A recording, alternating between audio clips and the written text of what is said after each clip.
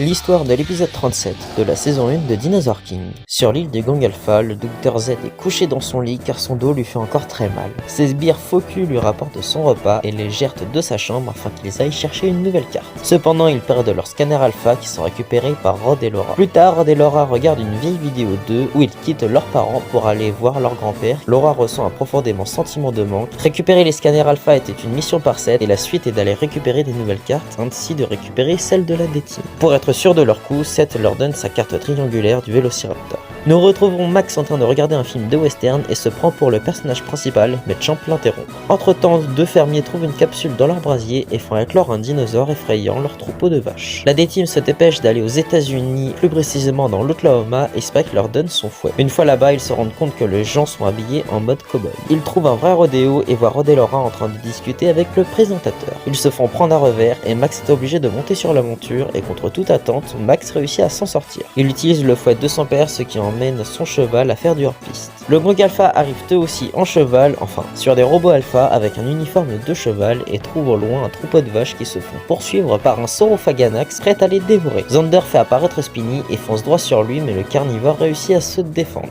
Spinny retourne à l'attaque, mais il semblerait que l'adversaire soit plus puissant que prévu et utilise son aptitude explosion de magma que Spinny n'arrive pas à esquiver et finit par être mis KO. Max finit par se retrouver en plein milieu de la ville et trouve le troupeau de vaches en train de fuir leurs prédateurs. Rod et Laura leur communiquent qu'ils sont prêts à tout pour récupérer les 36 cartes de dinosaures, ce qui surprend la D-Team en apprenant le nombre. Le Saurophaganax se balade dans la ville cherchant de nouvelles proies et se fait pincer par Chum. Ursula, Xander et Ed finissent par marcher jusqu'à atteindre une zone de danse et se laissent emporter par la musique d'ambiance et les gens qui les invitent. Mais ce n'est que de courte durée car le Saurophaganax est proche d'eux. Ursula utilise son lasso pour le capturer, mais elle prend une vache et se fait trimballer dans tous les sens. Rod ordonne à Max un duel entre les deux afin que le vainqueur puisse récupérer la carte du Saurophaganax. Max commence en premier à faire apparaître son Triceratops et les deux dinos marchent comme dans un western. Max utilise son aptitude coup de foudre, mais le Saurophaganax utilise son aptitude explosion de magma que Champ esquive, mais ça l'a fatigué. Le carnivore court après lui et sa vitesse fait de lui un rival redoutable que Champ n'arrive pas à vaincre, mais il arrive à le repousser. Rod et Laura décident de faire apparaître Terry et Tank afin de profiter de leur situation d'épuisement. Rex comprend leur stratégie et décide de faire apparaître Ace, puis Zoé fait de même avec Paris.